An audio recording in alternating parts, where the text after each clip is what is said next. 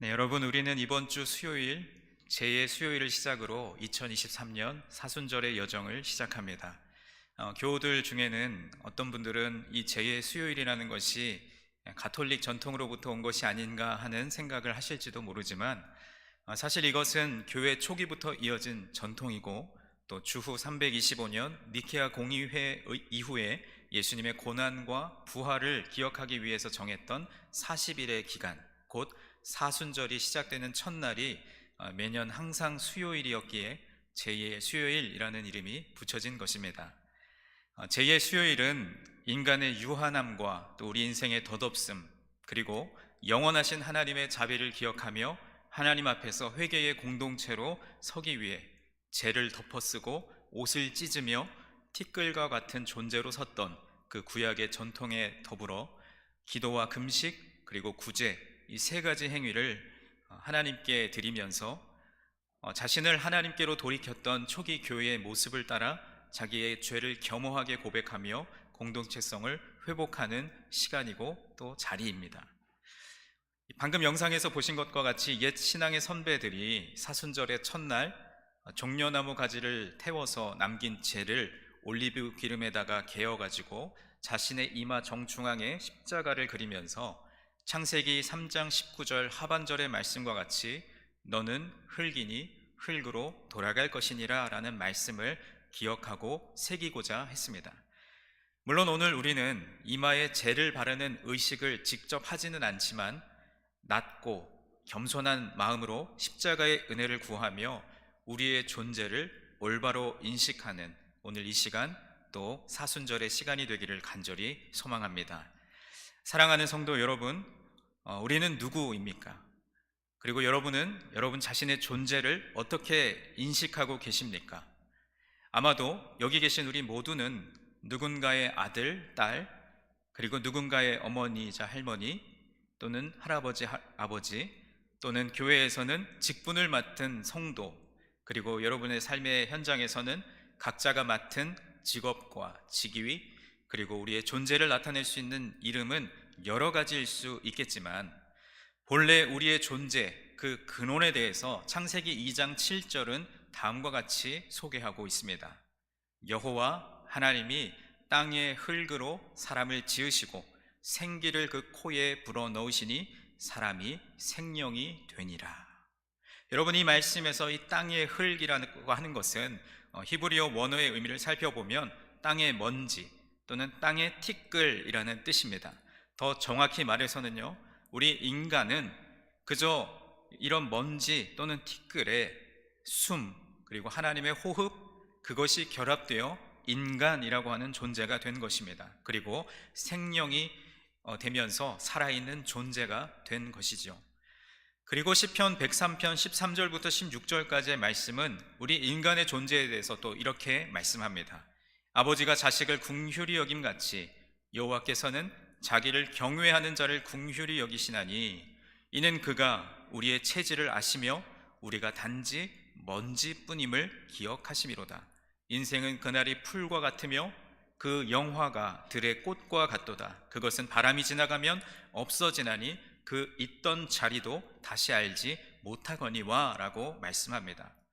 여러분, 결국 인간이라고 하는 존재는 먼지 또는 티끌일 뿐이며 우리의 인생은 들의 풀과 꽃과 같이 바람이 지나고 세월이 지나면 잠시 있다가 사라지는 것에 불과한데, 우리의 체질을 누구보다 잘 아시는 하나님께서 저와 여러분을 궁휼히 여기셔서 하나님의 영에 온전히 지배를 받게 되면 우리는 영화로운 삶을 살아가게 되고, 반대로 그 하나님의 영의 지배를 받지 않고 우리 안에 있는 먼지, 티끌로 충만해져서 우리 안에 물질적인 생각으로만 가득 차게 되면 우리는 결국 썩어질 인생, 또 탐욕스러운 인생을 살게 되어 결국 나뿐만 아니라 다른 이들에게까지도 해를 끼치는 삶을 살아가게 되는 것입니다.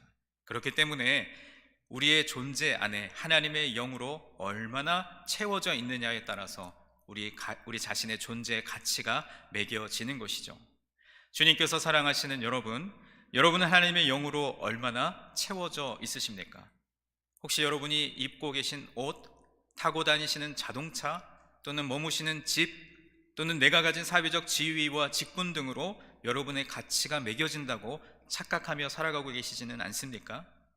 앞서 살펴보았던 말씀에서도 알 수 있듯이 우리 인간은 한낱 먼지 같은 티끌이 될 수도 있고 하나님의 영으로 충만해진 영적 존재가 될 수도 있습니다. 이러한 양면이 다 내포되어 있는 존재가 바로 우리 인간입니다. 우리가 이번 연도에도 사순절의 시작을 기다리면서 다시 한번 우리의 존재를 바로 인식하는 진정한 회개가 저와 여러분의 삶과 신앙 속에 이루어지는 시간이 되기를 간절히 소망합니다. 많은 사람들이 회개라고 하면 단순히 하나님 앞에 내가 지은 죄를 고하며 또 용서를 구하는 것이라고 생각합니다. 물론 맞는 것이지요. 그러나 우리 그리스도인의 참된 회개는 본래의 자리로 돌아가는 것입니다. 매년 반복되는 사순절이 우리에게 형식적일 수 있고 또 습관적으로 다가오는 절기처럼 여겨질 수 있지만 다시 한번 2023년의 사순절의 여정을 시작하면서 우리의 본래의 자리로 돌아갈 기회를 허락하시는 하나님의 은혜를 사모하는 저와 여러분이 되었으면 좋겠습니다. 내 삶의 주인이 내가 아니라 주님 없이는 나는 아무것도 아닙니다.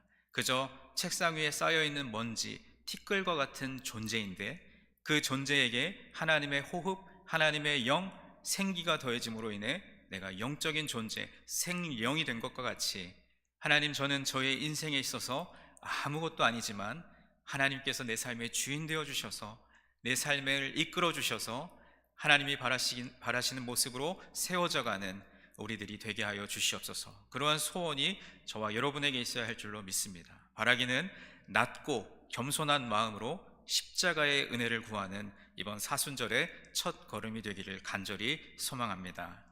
여러분, 오늘 본문이 담긴 시편 51편에도 자기의 죄를 고백하고 용서를 구하는 시인, 구체적으로는 다윗의 간구로 시작하고 있습니다. 시편 51편 1절과 2절 말씀을 보시겠습니다. 하나님이여, 주의 인자를 따라 내게 은혜를 베푸시며 주의 많은 궁휼을 따라 내 죄악을 지워 주소서. 나의 죄악을 맑게 씻으시며 나의 죄를 깨끗이 제하소서라고 말씀합니다. 다윗은 하나님의 성품에 근거해서 자기의 죄를 맑게 씻어주신 다음에 깨끗이 제거해 달라고 간구하고 있습니다. 그리고 이어지는 3절부터 9절까지 말씀에서는 하나님께 지은 죄를 회개하며 인간이 단 한순간도 죄에서 벗어날 수 없는 연약한 존재임을 솔직하게 고백합니다. 그런데 여러분, 사실 다윗의 생애를 살펴보면 우리가 이미 아는 대로 다윗은 하나님의 마음에 합한 자로 인정받았고 또 그의 삶은 이스라엘의 규범이 되었을 뿐만 아니라 특별히 인정을 받은 삶이었습니다. 사도행전 13장 22절 말씀을 보면 누가는 다윗에 대해서 이렇게 기록하고 있습니다. 하나님의 마음에 합한 사람이며 하나님의 뜻을 다 이루는 인물이었다. 그리고 역대하 34장 2절에서는 이스라엘의 10왕들 가운데 훌륭한 왕들을 묘사할 때 반드시 이렇게 표현합니다. 여호와 보시기에 정직히 행하여 그 조상 다윗의 길로 행하여 좌우로 치우치지 아니하고. 그러니까 여러분, 다윗의 삶은 하나님의 그 마음의 소원을 이루어 드리는 삶이었습니다. 적어도 사무엘하 11장을 보기 전까지 다윗의 삶은 참으로 순결한 삶이었습니다. 그러나 사무엘하 11장에 나온 다윗의 모습과 인격은 그것과는 전혀 다른 탐욕스럽고 짐승과도 같은 모습을 보게 됩니다. 이 사건은 고난에 가득 찬 삶을 살다가 어느 날 갑자기 왕이 돼서 호화로운 삶을 누리다가 우연히 그렇게 된 것이 아니라 그것은 다윗 자신이 하나님 앞에서 살아오던 자기의 마음과 생각을 통제하는 힘을 잃어버리면서 일어난 사건이었습니다. 그렇다면 오늘 우리 사무엘하 11장 말씀을 잠시 한번 함께 살펴보려고 합니다. 이스라엘이 암몬과 전쟁을 하러 나갈 때 다윗은 예루살렘 궁전에 그대로 머물러 있었습니다. 그 전까지는 수없이 많은 전쟁에 참가했던 전사, 그 다윗 왕이 궁전에 남아서 무료하게 소일거리를 찾다가 사무엘하 11장 2절에 보면 저녁 때에 다윗이 그의 침상에서 일어나라고 기록하고 있습니다. 아마도 낮잠을 늘어지게 자고 무료했던 모양이죠. 아침에 일어나야 하는데 왜 저녁에 침상에서 일어났을까요? 그런데 저녁녘에 왕궁 지붕 위를 산책하다가 보지 말아야 할 것을 보고 말았는데, 그것은 한 여인이 목욕하는 모습이었습니다. 그 모습이 너무나 아름답게 보여서 그의 마음이 온통 그 여인에게 쏠리게 되었고, 시종을 시켜서 알아보니 그 여인은 지금 전쟁터에서 자기와 자기 나라를 위해 싸우고 있는 우리야라고 하는 장군의 아내였음을 알게 되었습니다. 그러니까 그 밧세바, 그 여인은 유부녀였던 것이죠. 그녀를 불러 동침하고 얼마 후에 아이를 잉태하게 되었습니다. 그것은 죄의 씨앗이 잉태된 것이었습니다. 그 이후의 이야기는 자신이 저지른 간음죄를 숨기기 위해 전쟁터에 있는 우리야 장군을 불러들여 그 잉태된 아이가 마치 우리야의 아이인 것처럼 만들려는 거짓을 꾸밉니다. 그러나 우리야가 다윗의 말을 듣지 않고 전쟁 중이기 때문에 돌아갈 수 없다라고 말하죠. 그래서 결국은 사건을 은폐하려던 다윗의 시도는 또 다른 큰 죄로 연결되죠. 바로 이것이 죄의 교묘함입니다. 죄라고 하는 것은 감추면 감출수록, 또 덮어두면 덮어둘수록 커지게 되는 것이죠. 자신의 신복인 요압 장군을 시켜서 우리야를 적의 성벽에 더 가까이 가서 싸우게 하며 그를 결국은 전사하게 만들고, 자기가 저질렀던 그 간음죄, 또 거짓의 그런 모든 죄들을 은폐하려는 시도를 하게 됩니다. 그 계획은 인간적으로 볼 때에는 성공했습니다. 요압의 보고를 통해 다윗은 자신의 죄를 얼핏 깨달을 수 있었지만 이미 그의 마음과 생각은 어두워져 있었기 때문에 경고의 말씀을 들을 귀가 열려 있지 않았습니다. 그래서 사무엘하 11장 27절 하반절은 이렇게 말씀합니다. 다윗이 행한 그 일이 여호와 보시기에 악하였더라. 하나님의 마음에 합한 자였던 다윗의 삶이 여호와 보시기에 악한 삶으로 변하게 된 것입니다. 여러분, 이 다윗의 이야기가 그냥 멀리 있는 어떤 다른 이의 이야기, 나와는 상관없는 이야기가 아니라, 조금 모양은 다를 수 있지만 우리도 일상의 삶 속에서 늘 이 죄의 유혹 가운데 시달리고 있고, 지금도 여전히 그 죄의 위험성 안에 존재하고 있습니다. 그렇다면 우리는 이 죄를 어떻게 다스릴 것인가?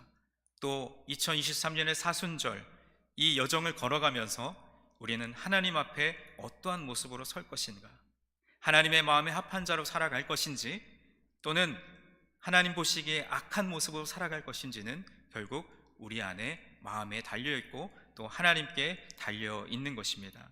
성경은 죄가 마음으로 들어오고 우리의 말을 통해 되뇌이고 그리고 행동을 통해 실행하면서 고질적인 습관으로 자리 잡게 되는 과정을 자세하게 묘사하고 있습니다.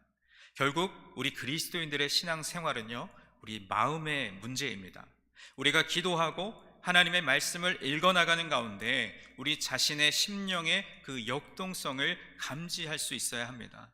우리는 신앙생활을 해나가는 가운데 수많은 유혹에 직면합니다. 그때마다 기도하고 그리고 말씀 앞에 서려고 노력해야 하는 것이죠.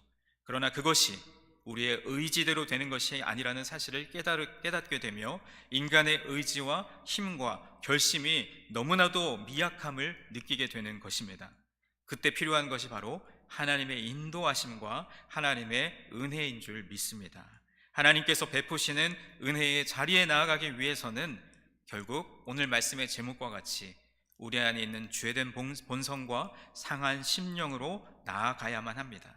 하나님의 전적인 은혜와 우리의 마음의 생각과 삶을 주장하시는 어떤 주권적인 통치가 아니면 금방이라도 무너질 수밖에 없는 상한 갈대와 같은 연약한 존재가 바로 우리들입니다.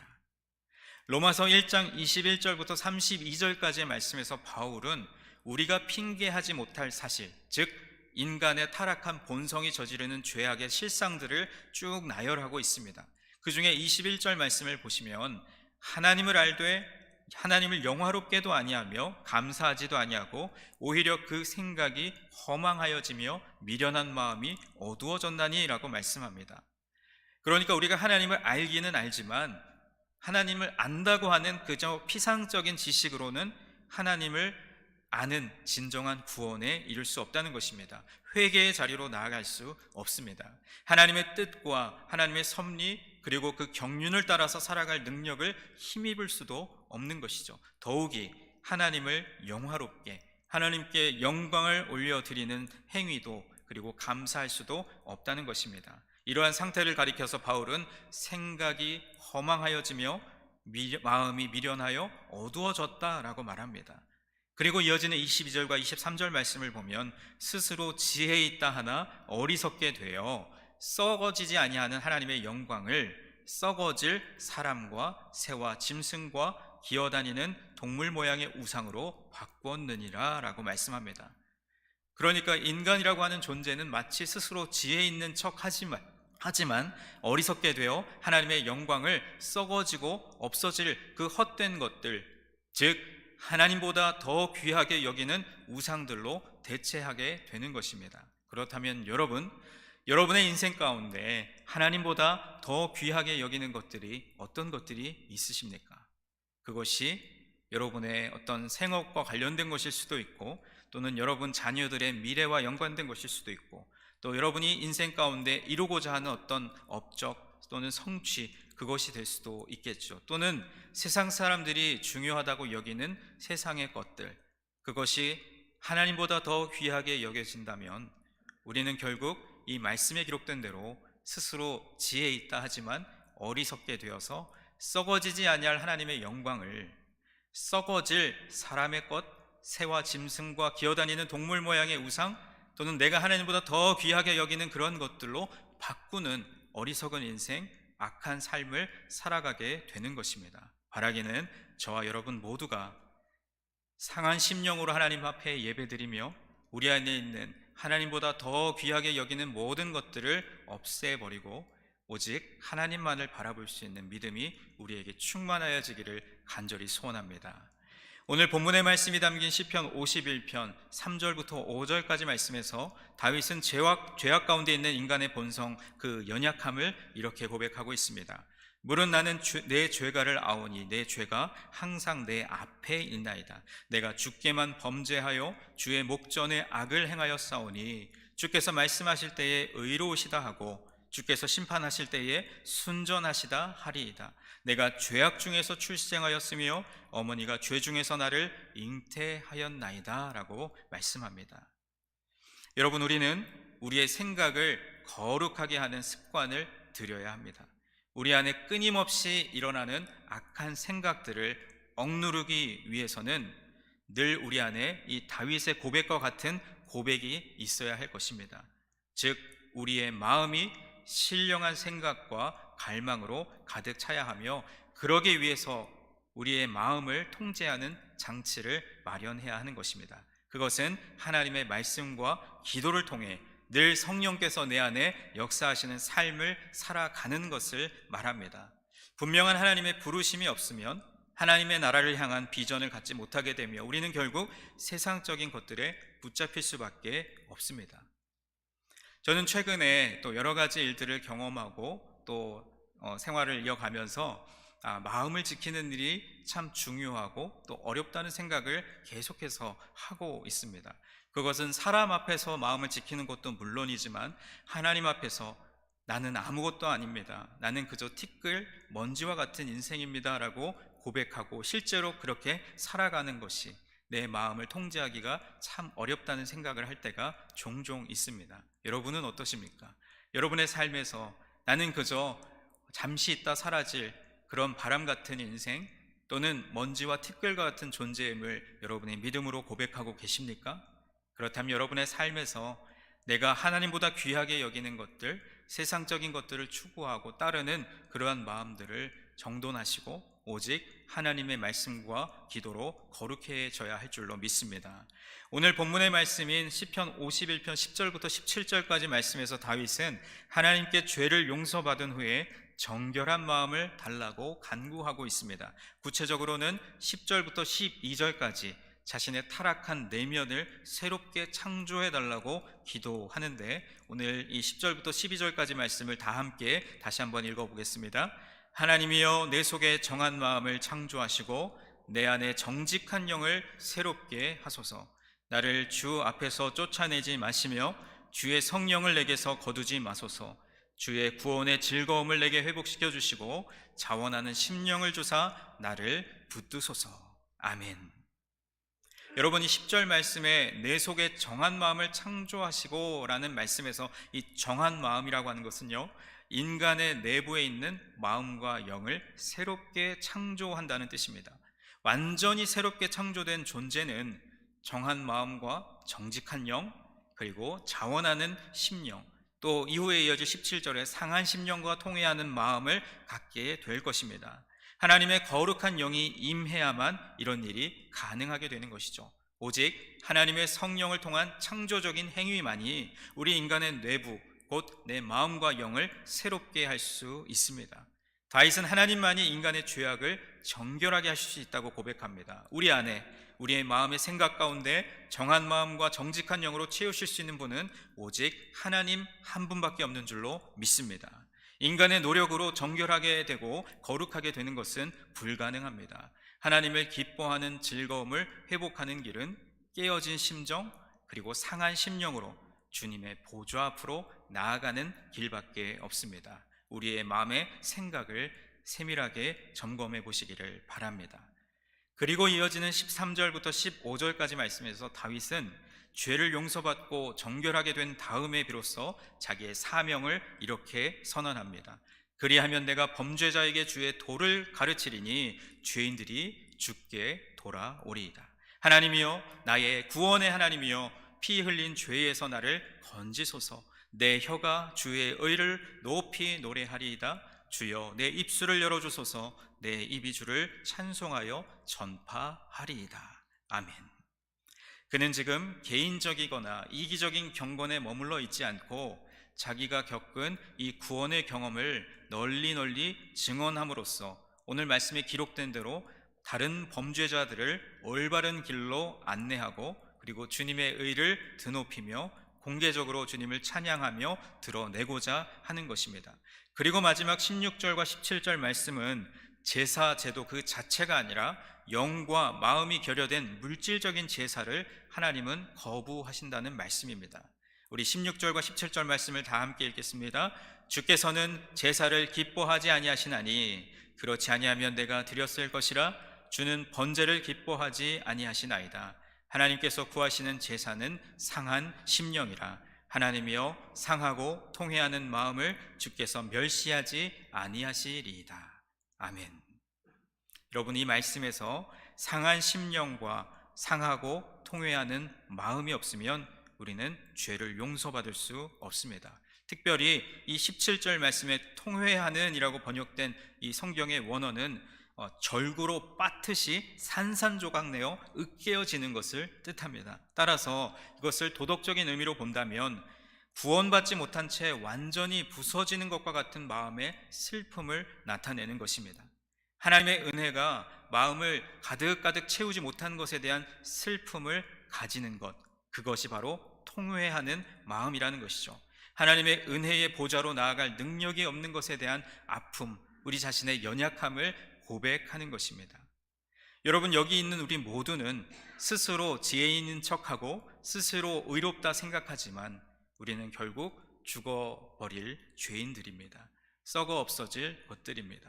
그러나 하나님의 호흡, 하나님의 영이 우리 안에 가득 채워지고 그 마음과 영을 새롭게 창조하실 때 우리는 비로소 하나님을 예배하는, 우리 인간의 본성을 회복하는 본래의 자리로 회복되게 되는 줄로 믿습니다. 주님께서 사랑하시는 여러분, 우리 자신의 죄악으로 깨어진 인간이 하나님께 바칠 수 있는 유일한 제물은 흠 없는 희생 제물이 아니라 우리 자신의 실수와 허물로 인해서 깨어진 그 심령 자체입니다.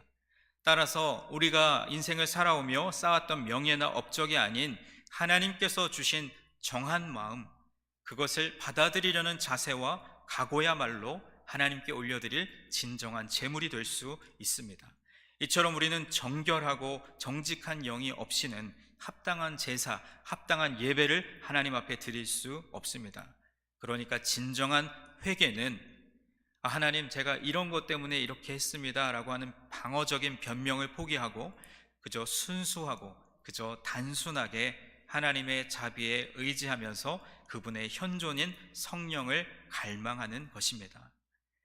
한 사람이 저지른 죄는 공동체로 확산되고 또 다음 세대에까지 이어집니다. 하나님의 자비로운 은혜가 없다면 우리 인간의 죄는 결코 사라질 수 없습니다. 오직 하나님만이 죄악 가운데 출생한 자들에게 정한 마음과 정직한 영을 부어주셔서 우리 인간의 내면과 곧 마음과 영을 새롭게 창조하실 수 있습니다. 하지만 이때 인간의 진정한 회개가 반드시 필요합니다.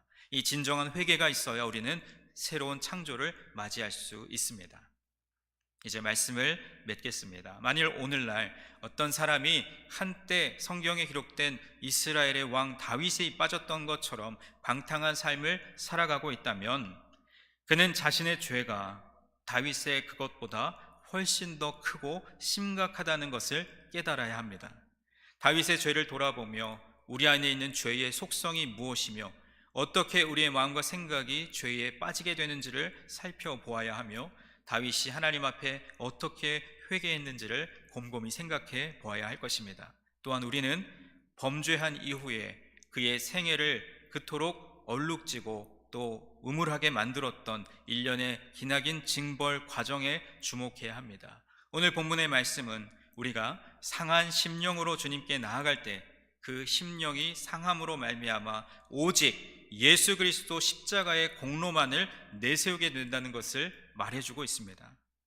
이러한 교훈을 깨달은 자들이 하나님께 드리는 모든 제사들은 한 가지로 압축됩니다. 하나님은 우리 심령이 죄로 인해 애통해할 때 희생제물로 드려진 수소가 피 흘리는 것보다 더 기뻐하십니다. 상한 심령은 생명까지 상하게 할 정도의 깊은 슬픔을 암시하는 표현입니다. 이것은 생명의 근원이라 할 만한 중요한 부분까지 완전히 죽게 만들 정도의 극한 고통을 의미합니다. 죄로 인해 겸비해지고 애통해하는 영혼은 너무나 귀한 것이어서 그것은 단순히 피상적인 또는 외형적인 제사에 그치는 것이 아니라 특별히 하나님께서 구하시는 탁월한 제사, 하나님께서 받기 원하시는 예배가 되는 것입니다. 그래서 시편 34편 18절 말씀에서 시편의 기자는 이렇게 고백합니다. 여호와는 마음이 상한 자를 가까이 하시고 충심으로 통회하는 자를 구원하시는도다. 우리 이 말씀을 다시 한번 함께 읽어보겠습니다. 여호와는 마음이 상한 자를 가까이 하시고 충심으로 통회하는 자를 구원하시는도다. 아멘. 여러분, 혹시 여러분의 마음에 상함이 있으십니까? 여러분의 삶에 깨어진 모습들이 있으십니까? 하나님 앞에 감히 드러내기 어려운 죄된 본성과 악한 모습들이 여전히 우리 가운데 있지는 않으십니까?